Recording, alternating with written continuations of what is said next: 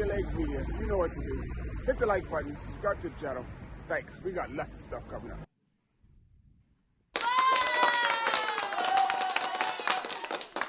Yes, sir. Yes, sir. What's up? Once again, it's a Friday. It's Cycling Talk, and I've been missing MIA. I haven't done my little Friday live streams for a minute. Been a bit busy. A lot of stuff going on. A lot of big news coming, and I'm gonna drop that soon, but not right now. But right now, we got somebody I've been trying to get a hold of. His name is Rahsaan Bahati. He's been racing for quite some time. He has a resume. If I read the resume, that'll be the whole show. We wouldn't even, that would take up all its time.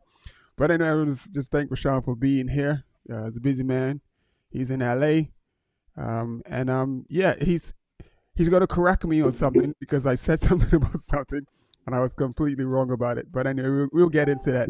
We'll get into that in a minute. But thanks for joining us. Rahsaan, what's up? What up, Enos?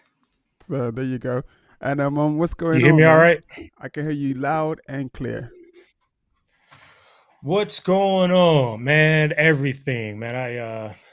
I'll apologize right now in front of everyone about my not being able to connect with you. We've been trying to connect for a minute, but Yeah. stars didn't align until now. You hit me up, and I was like, yeah, I could do it at this window. So I'm here, man. Everything's good. Just plugging away in LA, man, and doing my thing. So you've had quite a few things going on, man. I mean, because now I'm at a distance, so I don't get stuff firsthand. So when I found out you had like an injury and stuff, and I'm assuming that you're good from that now. And then the other little thing we'll talk about that afterwards. But yeah, talk to me about that. Man, I don't know. Injury wise, I feel like when I reached a certain age and just like crashing is inevitable in Mm-hmm. bike racing, especially if you're racing Yeah. hard and going for the win and stuff like that. I feel like after a certain age, like injuries are inevitable, man. I've definitely had my fair share of injuries.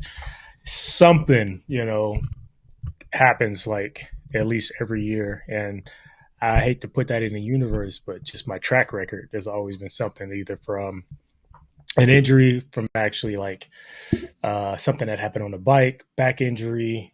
I've been dealing with back issues for a long Yeah. time, ever since I was like 27, 26 years old.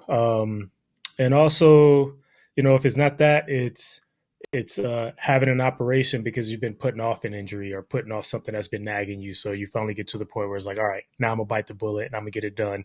So you have the operation and that sets you back for however long, 4 or 5, 6 weeks, sometimes longer. So yeah, man, it's always something, but that's life, man. You got to figure out how to keep going. Yeah, that's what actually was meant to ask you about, like the back injury, because I didn't know anything about that.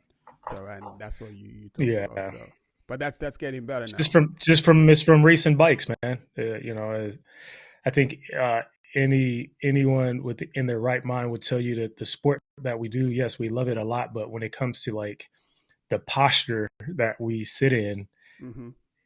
it's not it's not good for you. We're bending over, we're looking up, we're falling on our tailbones, we're sliding on our hips. It's grueling. We're pulling every muscle at times in a sprint or to get over a climb. It's just, as much as we love it, you break it down. It could actually, if we don't take care of our body off the bike, on the bike, can be very detrimental. Yeah. So, dealing with the back injury, haven't had surgery. They definitely want to do surgery. Haven't even had an epidural or any sort of shot. So I just been stretching, doing aquatic therapy. So Yeah. basically, exercises in the water. Um, and seeing a chiropractor, acupuncturist, and those are probably the main things that helps me stay healthy.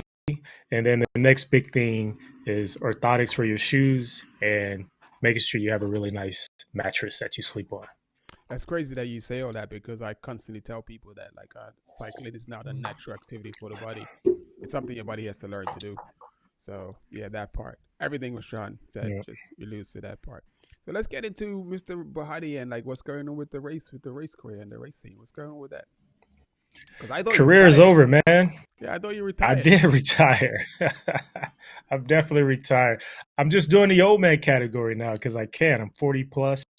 Um, when you look at my career, I started cycling at 11. I started racing Yeah. at 13. I did it pretty much full time all the way up until I was about 34. Hmm. So the last 10 years, basically, I haven't been a professional. I've dabbled in some professional races. But yeah, I'm completely retired. I ride and train and race because I enjoy it. It's a Yeah. part of my personality. It's what makes me feel whole, you know. So that's why I still compete, and I compete at, like I said, at a master's level.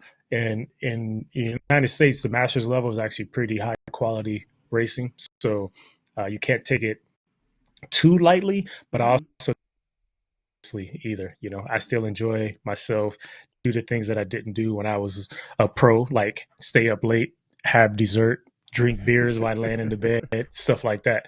I do that now, and there's no, I don't feel bad about it, Yeah. Yeah. because I'm just racing masters. So who cares? Yeah, definitely.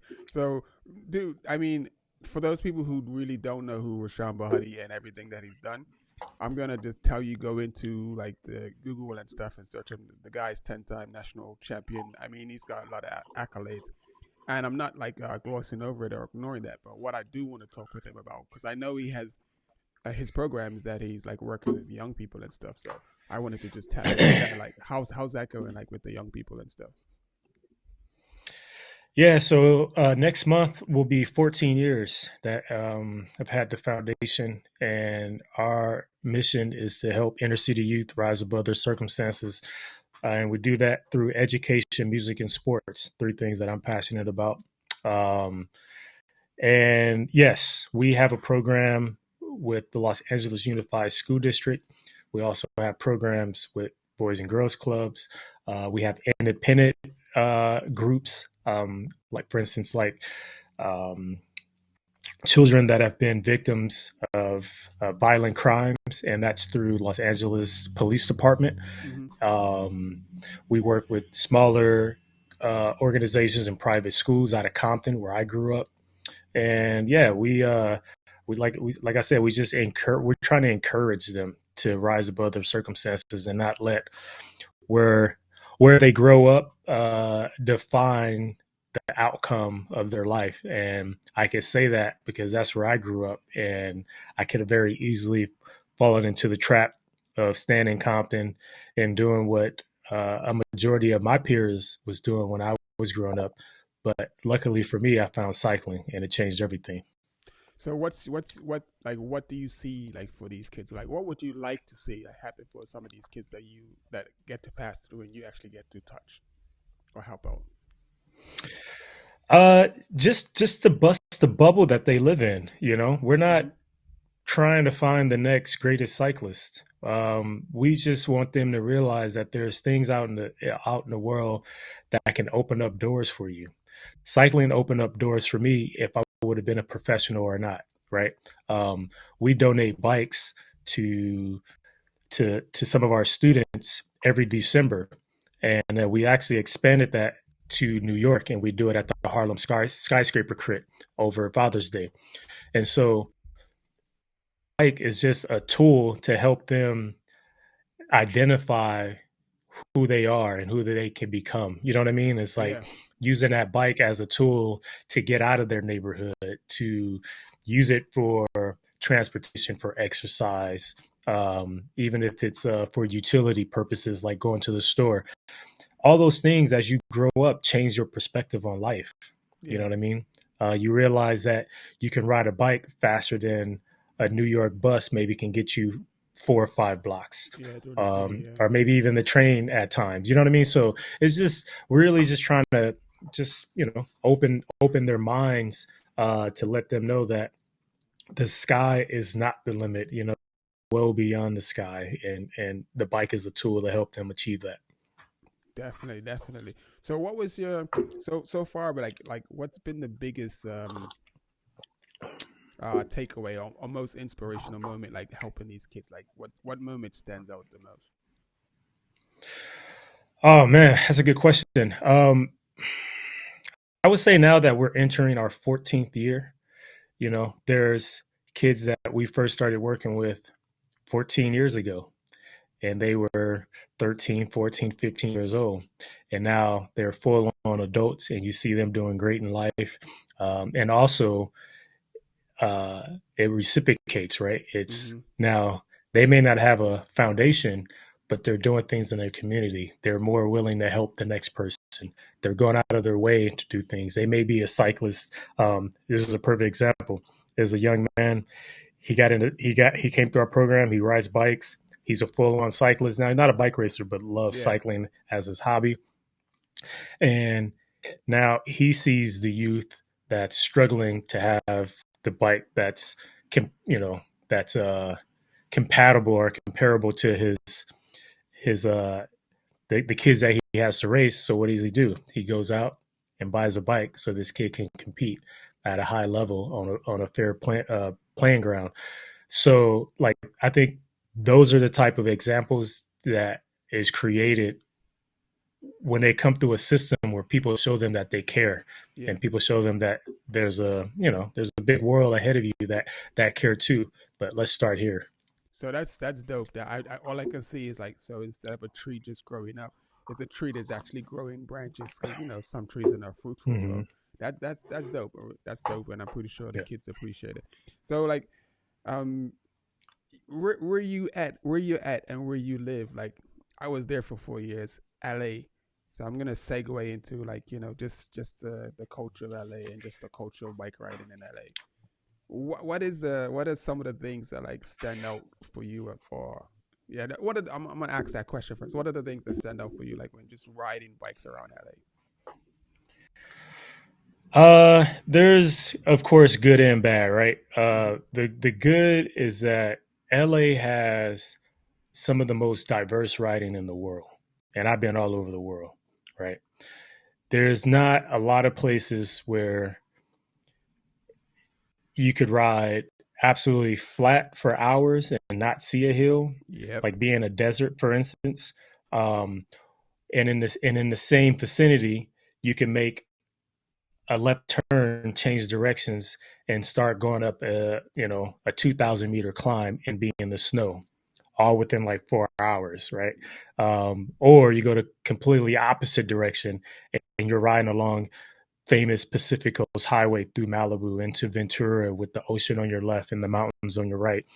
And you could hit a mountain that's a climb that's 30 minutes long, or you could hit a climb that's an hour long, or you can mix it up and make a climb that's an hour and a half long. So just the Yeah. diversity of riding here, I think, is some of the best, seriously, in the world. On the flip side of that, the negative, and part of the reason I ride mountain bikes now more often and also train indoors is just the disconnect between cars and pedestrians and cyclists alike. Oh yeah. There's not a lot of love there, you know what I mean? And as I get older with a family, as a youngster, it wasn't that long ago, 2007, when I was on rock racing, I was riding training without a helmet, and no one frowned on that. It was like part of the culture, right? No one wore a Mm-hmm. helmet back then. We would be on PCH going down some of these descents 40, 50 miles an hour with no helmet on, and I look back like, man, how crazy was that? I could have ended my life just a slip of sand, or going through some Yeah. gravel or something like that. um, so there's just a huge disconnect between uh, civilians and cars and pedestrians and cyclists. So, like I said, as I'm growing up with my family, I don't know how I'm gonna go, but that's not how I envision going, and I'm gonna do what I Definitely. can to make sure I don't go that way. Definitely. So you just mentioned family. So we, I'm telling you, people are gonna look at this guy. This guy is not old enough. He's like, he's not old enough to have a family. What do you know about family? Anyway, some I'm old.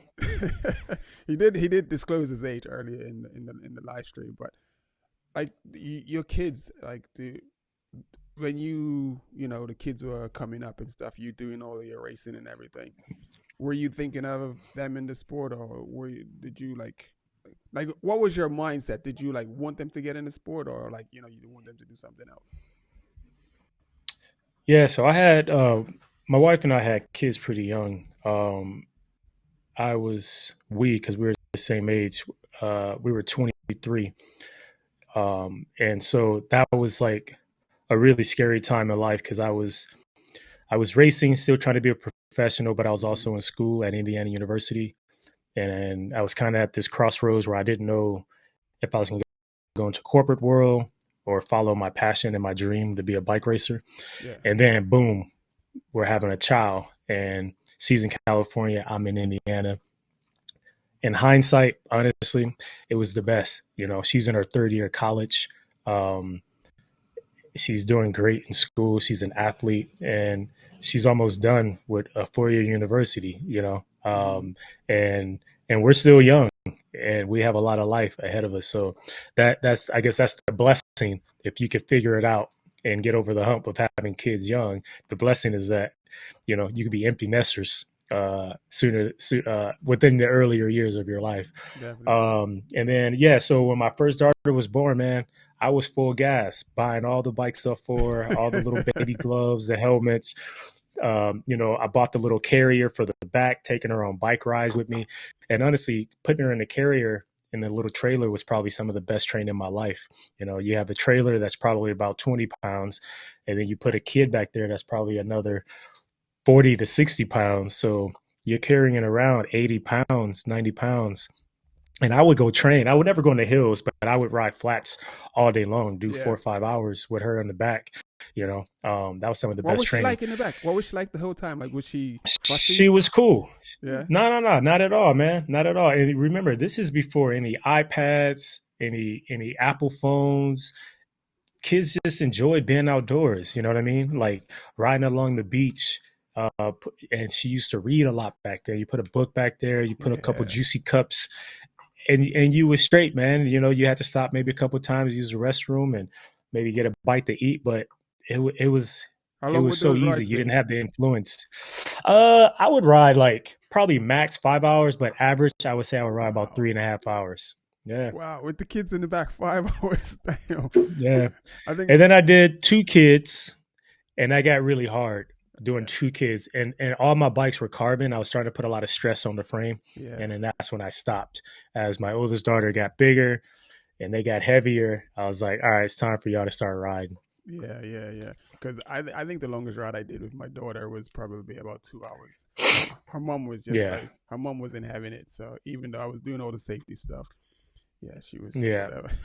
But that's what I was asking I feel because you though. I sort of didn't push my kids into like the cycling because I only asked that because I know what the life is like, and and I see other parents push their kids to be the football stars, to be basketball or baseball and stuff. So I generally like to ask parents of, I mean, yeah, cyclists that are parents, like, do they have that same intuition to try to push their kids into the sport as well? Well, I'll say that my parents never pushed me Hmm. in cycling. All they did was support me, like from top to bottom. Like Yeah. never told me to go train, never told me how to eat, how to sleep, like nothing. They just supported me. If I had a race that was at 7 in the morning and it was an hour and a half away, only thing my dad would always say is, "We need to be in the car leaving at X time." As Hmm. long as I was in the car at that time, everything was cool. There were a couple times, I woke up late and I got a lashing, a tongue for that. But it was just, I think those were things that taught me just to be on time and respect time. That's Yeah. something that we deal with in our household, is just our kids not respecting time and other people's time. I think when you're young, you don't really think about like others people's time. Yeah. Like, yeah, you could be late to school. Like my kids are like, oh, I could be late. It doesn't matter. Hmm. Yeah, you could be late, but you being late affects what I have to do. You know what I Yeah. mean? So you're not respecting my time. So those were good lessons that I learned from my parents, just and support. So as I started a family, I never pushed my kids. I'm the most quietest guy at my kids' track meet. They run track. I record them. I support them. I don't tell them when to warm up, how to warm up. Mm-hmm. I may suggest like maybe not eating certain things a couple hours before your race, or make sure they set themselves up properly that way. But um, I told my kids a while ago, I was like, I can't want it more than you. If Exactly. you say you want to go to the Olympics as a track and field star, then you're not going to let 4 or 5 days go by without exercising. We got a treadmill right here. There's no excuse, So I always tell them, I can't want it more than you, and I'm just here to support you. And so I think a lot of those lessons that I learned as a kid transcends to my kids. I mean, I have a senior in high school, and she wakes up at 5:30 to go to the gym before school. You Wow, know, that's and dope. so that's that's that's dedication, and I think that stems from my parents teaching me, and then me teaching them. That's dope. That's dope. So, man, this is. I'm just, dude. I'm just over the moon that you're even here and you're having a conversation. You probably can't see the picture that's in the background behind us, can you? It's. I saw it before we went live, but I only saw my half. Yeah. You remember that? You remember that day? I don't. That's Where the is that? that's George's ride. That's the wood ride. We was coming back, Oh, okay. Yeah, and yeah, yeah, yeah. and it was one of the few times that I actually did the wood ride, the morning wood with you that you came out. So, but yeah. So funny thing about this picture, why I always like this picture is because when we were coming back, I think you guys railed us going out, like it just spread all apart, and like guys got out to what's it called? Uh, Cross Creek. Cross Creek, got out to Cross Creek, and eventually took the picture. But when we were coming back, for some reason, I got on the front with you, and then you started tempoing, and I was like, okay, Bahati, just go easy on me. But you just was tempoing more and more and more, and the whole time was like, come on, man, you can't let this guy see you. Still the man. You still the man. I was suffering like a bastard because we stayed on there for about maybe 2 to 3 miles, and then everyone else was changing like for a mile or so. But it was a really Hmm. long track back. I mean, before we came off the front, and I was like, I'm gonna let Bahati. I'm gonna let Bahati say come on. He needs to come off. He needs. To come off. But eventually, I had to tell you, like, yo, man.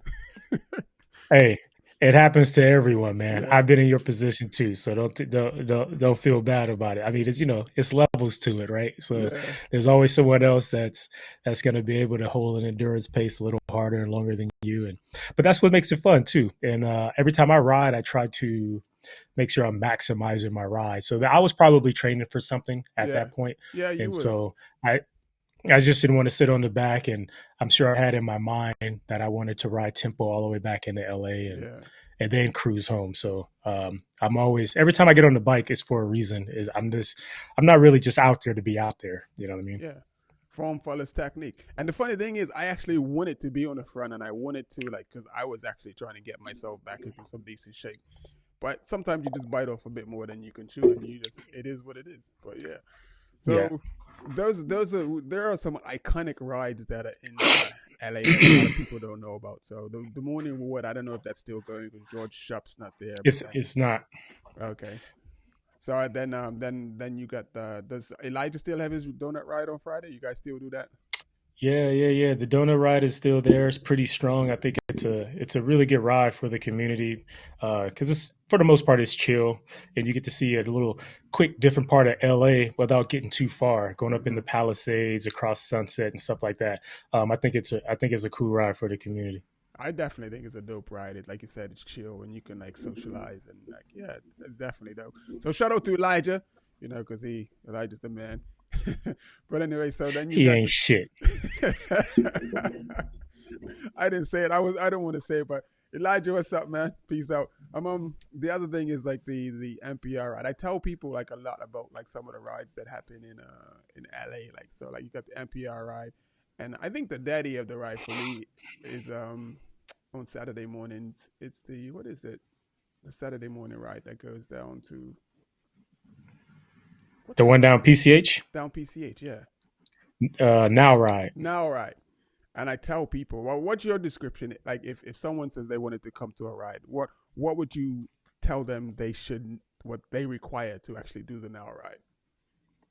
Yeah, I love the now ride, and now is just an acronym for no opportunity wasted, Mm-hmm. and um, it's early. So for me, I absolutely hate getting in my car to go for a ride. Yeah, It's something about leaving your house, clicking the garage door, rolling out, clicking it, closing it, and yeah. just leaving. Um, so this is a ride I had to leave pretty early for about 6:15 in the morning. So that makes for a really early morning to get up, get your coffee, and get your routine. But I would say the now ride, it's changed a little bit since she left, Enos. I'll tell you that. So let me tell you how it used to be for the listeners. It used to be we had about a mile and a half warm up until you hit Pacific Coast Highway and you came off of a hill. Mm-hmm. As soon as you hit the coast, remember this is about 7:40, 7:35 in the morning. As soon as you hit the coast, it is absolute chaos. 50, 60 Ks an hour, easy. And I'm not exaggerating. Yep. And you can correct me if I'm wrong. No, And you're we would right. go on and off, on and off. And the Peloton would be upwards of 100 riders, sometimes more. All right. It's completely dead flat for about, I don't know, 15 miles maybe. And then you get to this part of PCH where there's a hill, where there's a prestigious university, Yep. Pepperdine University. Pepperdine. Yes. And then the little guys can sprint over it. The fast guys can get over it. The strong guys, I should say. And then if you show any flaws on Pepperdine Hill, you're not going to make it to the turnaround, which is by time about 20 minutes. That's how fast we're going, about 20, Yeah. 25 minutes. I remember getting from PCH to the turnaround in 45 minutes one day, which is absolutely nuts. We averaged like 28 miles an hour or something like that, 29 miles an hour. So yeah, I love it because it's early, it's a good group. And then if you want to, once you get the speed work done, you're out in the middle of PCH now. You're out in the middle of the Santa Monica Mountains, right? You could just go right and go up a climb, get some climbing on for the next couple hours, and then cruise back home. So I do it and can come straight home and be home by 10 o'clock in the morning and already have 65 miles. Yeah. Right. So I've got 100K in my legs and it's not even 11 o'clock in the morning yet. Or I could do a little more and still be back by noon and have like 120 Ks, 130 Ks, or something like that. Maybe even 150 Ks in my legs. Yeah. So that's why I like the ride. So it's different. Now they do 2x2 all the way to Pepperdine. And it reminds me of your story about the bridge that are the picture. Even though we're 2x2, it's a very fast 2x2. And the Okay. reason they did that, we started to have a bunch of accidents on PCH Okay. because, everybody's everywhere. People are overlapping wheels. And, you know, on Pacific Coast Highway, cars can travel 60 miles an 100 hour. miles an hour if they Yeah. wanted to. Yeah, the speed limit is like 65. So people are going 80, 90. So I think it was a conscious decision just to make the group ride 2x2. But we're still going like, you know, 40 Ks an hour. It's just 2x2. Yeah. And it actually makes people honest with their pull. So if you can pull short, you pull short. If you can pull long, you pull long. And then when they get to Pepperdine, all hell breaks loose and you're on your own. Yeah, definitely. Yeah, because when I first got there and someone said go do the ride, and I went to do it, and they were just like you said, they cruise down the hill and then they get to the coast, and I'm like, the lights changing. I'm like, still lolly dolly. Yeah, man, breakfast was good, and did it, and then the next thing I know, dude, what's going on? It's like someone dropped the bomb, and then like the Yeah. next thing you're like, yeah, we're gonna try to catch up. I just, I Yeah. once Yeah. once I experienced that, I was like, damn, that was hard, but that was dope. And, like I just couldn't believe the speed is just nonstop, and it just doesn't go below 30 miles per hour or like 60K or 50K. Yeah, it's so early in the morning that most of the time the wind is dead. So Yeah, wind doesn't play a factor. And then by the time you're coming back, heading south, heading back home, you got a tailwind. So it's pretty cool that, you get like a slight tailwind on the way out and then it kind of turns around after about 10:30 and you get a tailwind to go back home. So it's one of my favorite rides out of all the big rides that we have in Southern California. okay. So now we just wanted to segue into like just like some help or tech tips or anything, any advice. What advice would you give to like new riders that like, because the market's going crazy, like the bikes cost so much, the gear is expensive, all of that stuff. So what advice would you give to new riders getting into the sport and they're seeing like, man, look, that bike's 10 grand. Oh, that's 15 grand. Gotta have disc brakes. Gotta have this. Um, when it comes to equipment, I mean, it's not much you can do. Either you're paying it or you're not, right? Yeah. But I would say that if you surround yourself around the right people, that's not going to take advantage of you. Get with a club that is not going to take advantage of you. Um, a lot of people, like for me, for instance, I'll give you a perfect example. I got a house full of bikes. You would never see my bikes online for sale. Mm, But if you said, "Hey, Rahsaan, I'm looking for a TCR with Cadex wheels and blah blah blah," and it's one that I'm not riding anymore, I could talk to you about selling you a bike because you're my friend. I know you. yeah. So I think there are people out there like that, like me, that hold on to equipment for these exact situations. You know what I mean? Because, for instance, I could put the bike online for $8,000, but I would rather sell it to you for $5,000 or $4,000. Because I know you're getting a great bike. It's going to a friend of mine. And I'm helping you at the same time, so you don't Yeah. have to spend the 8 grand. And also, I would highly suggest just taking your time. Oftentimes, the new riders, they come out and they see everyone with the flashy bikes, but these are people, one, that have been in the game for a long time. They've accumulated a lot of equipment. They could flip equipment to buy certain things. You know what I mean? Yeah. And so I think new people want that flashy bike right away, so they may go out and drop 10K on a bike, and then a year later, not even into cycling anymore. Yeah. So I would just highly suggest taking your time. Yeah, that's true. And the thing is, like to elaborate on your story, if you sold the bike to me, the other thing that is that someone that actually is going to use the bike that's into cycling, so it's going to be used as opposed to just be sold and sit up and just like catch Yeah. dust. So yeah, so that was my like, little question I had. Just like I just wanted to like send something out there to like just to inspire, try to inspire some of the newer cyclists because what I'm getting is I'm finding a bit of a gap or a divide between the cyclists who probably started after 2018, just before the pandemic, and people like yourself that we've been riding since the 90s. And there's I see a bit of friction between those two groups of people. Like how do you like interact in that space? How do you interact with those like newer cyclists? Man, I love it. I love the pandemic rider. Here in the US, all across the US, specifically like big cities like Chicago, all Mm-hmm. through the DMV, which is DC, Maryland, Virginia. You got Philly, Southern California here. So many black people got into the sport of cycling during the pandemic. You got to remember, I was racing at a time where there was absolutely no black people around, no Yep. officials, no racers, no directors, no soigneurs, no spectators. Nothing. It was just me. I was the raisin and milk at almost every event that I went to. Yep. So for me to see so many people that look like me into the sport, I don't even care if they race or not. We Every group right now has a handful of black people, Yeah. and that may not seem like a big deal, but for a long time, I was the only one.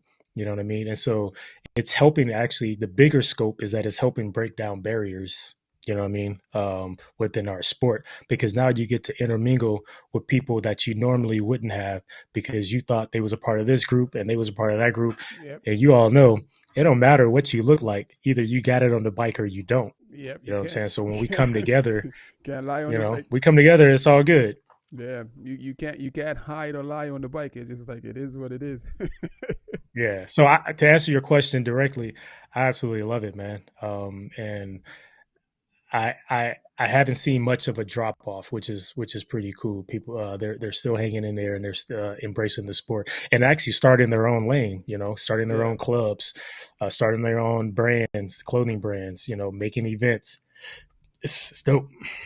And it's funny you say that about being a raisin in the milk, because basically, which is what I'm doing, like trying to do here in Europe with, like, say, with your legs media. Because like next Friday, I'm off to Belgium, for Umloop, and then Kern, Brussels, Kern. So I'll be there for the weekend. Then I'm back here, and then I'm gonna go for a month. I'm just gonna stay in Brussels for the month and just cover all the kermesses or whatever, like big races there are. So I did Dublin, and it was sort of like a little bit of friction at first because people were like, "Who is this guy?" You know. But then when people saw my accreditation and like saw I was here to do what they were doing, then it sort of eased off, and that's all I'm trying to do is just trying to like let the cycling world and the media world in cycling know that there are folks that love cycling and they want to report on cycling. I want to report on the Binnies. I want to report on the Rahsaans, the bros ride bikes. I want to report on those guys. I want to, just bring a different perspective because like sometimes I'm listening to the commentating and sometimes I'm like, dude, that is not what's happening right now. Can't you see what's happening? And sometimes you're just shouting at the screen. So I mean, I feel that. So I'm just trying to make that change from like where I'm at, like not necessarily Mm. a change, just bring some of our flavor and our style and the way we do things. So Yeah, some variety, man. yeah, so that's why I'm Yeah. reaching out to folks like you, like like yo, just blast me out there, put me out there, trust me, and I'm here to save the world one bike at a time. Get it done. So I don't know if there's anything else you would touch on. I missed on. I mean, I have a lot of stuff. Like, I mean, just on top of my head that I'm thinking about. Like, just because Kelly was amazing to me. I mean, it was a great time. Like you guys coming by Ride On Bike Shop do your to do the bike builds and the giveaways and stuff. That was amazing. Um, Hmm. yeah, it's just so much stuff, man. So I mean, like Nelson Vales, like you guys with Major Taylor, what you guys do with Major Taylor and stuff like yeah. But anyway, but yeah, you go ahead. You go ahead. It's like I know I'm just rambling, but you go ahead. I'm following your lead, man. I got nothing, man. I'm just happy we got a chance to actually break bread. I know it's been a long Yeah, time in the making, so yeah, yeah. um, yeah, just it's all good. So what made you decide to like? Okay, I have an idea what you're gonna answer, but what made you come to Ride On Bike Shop to like me and a day to do your bike drive? Man, we always try to incorporate um, our community. That's all it Mm-hmm. is, when we decided that we were going to give away bikes, like innately it was like we should do it in Leimert Park. That's where I live. Why wouldn't we do it in Leimert Park? Mm-hmm. You know what I mean? Unfortunately, it's not as easy as it may sound. We had to jump through so many hoops Yeah. to give away bikes in Leimert Park, and you would think the city would embrace that. I remember sitting in a meeting with the board of the city or the little board of Leimert Park, and one of the questions was, "What makes you think you could just come into our community and give stuff away?" And I said, "Excuse me, how long have you lived in Leimert Park?" And he answered, 8 years. When he answered 8 years, I've been in Leimert Park for 20 years. Yeah. So you know what I mean? That just goes to show you the ignorance and the attitude that some of these people walk around. And even if I wasn't from the area, why is it a problem that I want to come in and give young black and brown kids four, $500, $600 bikes courtesy of Giant and Live bicycles? Why is that a problem? So it's part of the reason we don't do it in Leimert Park anywhere. We do it at um, Dignity Health, where the LA Galaxy plays soccer, football, soccer. I saw that. Um, yeah, we do it there. It's a great partnership with them, and we have ample space, and we hope to continue to do it there because as it starts to grow. Back then, when we did it at your shop in Lamert, I think we gave away 60 bikes. Mm-hmm. We're up past 200 now, and so Wow. as this That's continues to dope. grow, we I mean, and I'm not talking negative about Lamert. I still live in Lamert. That's where I'm sitting right now.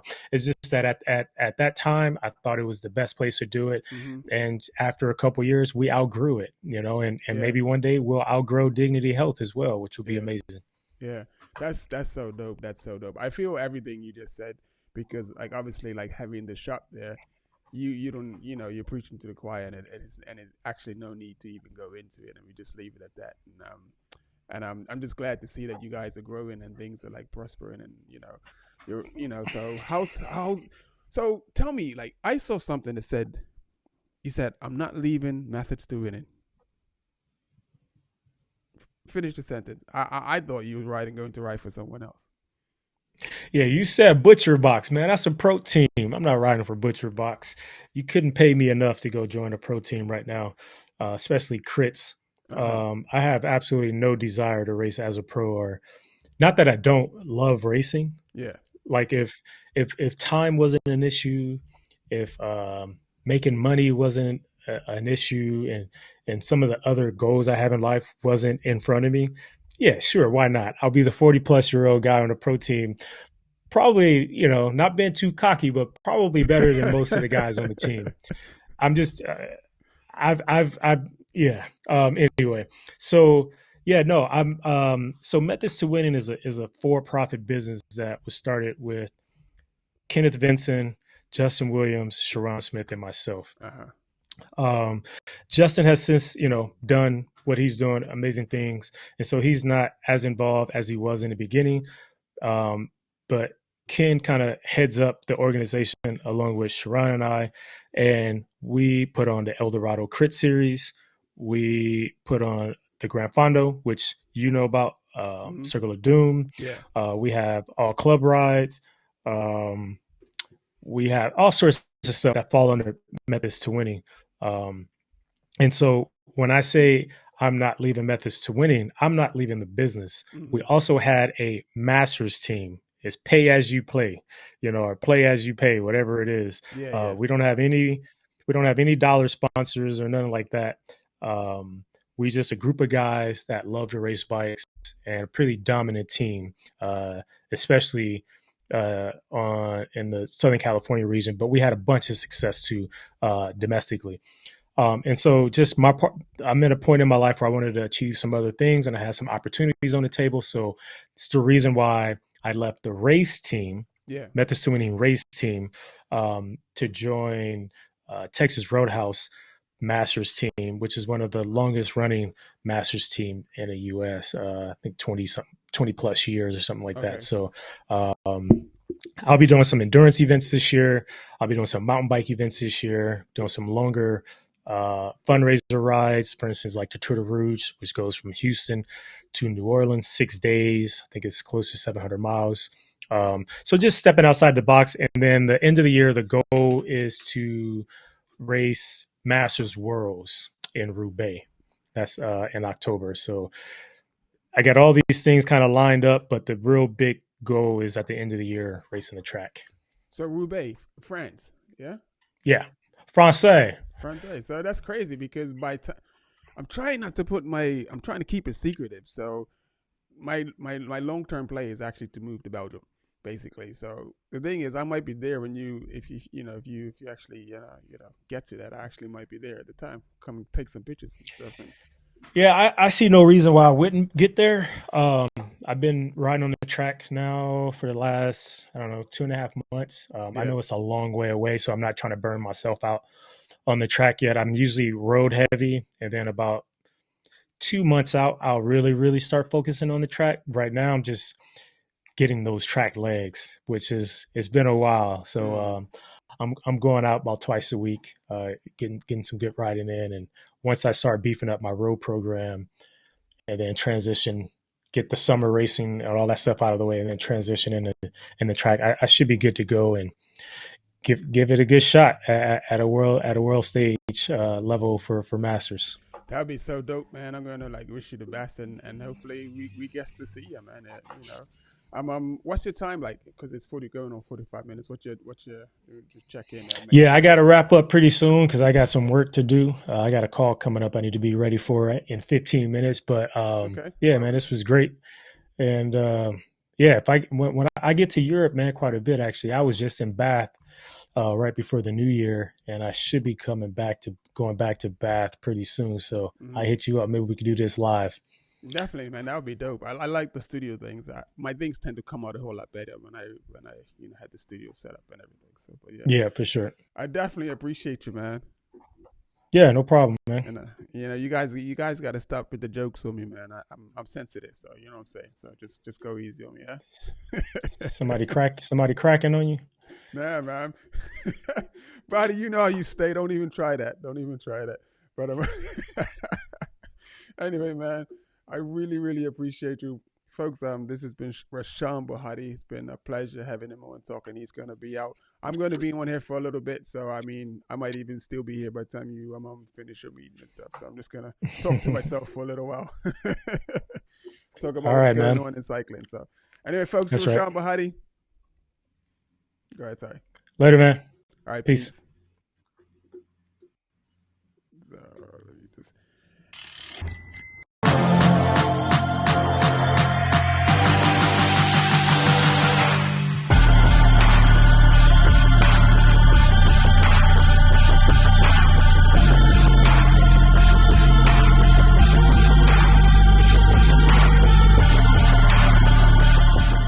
Sever your legs media. You know what to do. Hit the like button, subscribe to the channel. Thanks. We got lots of stuff coming up.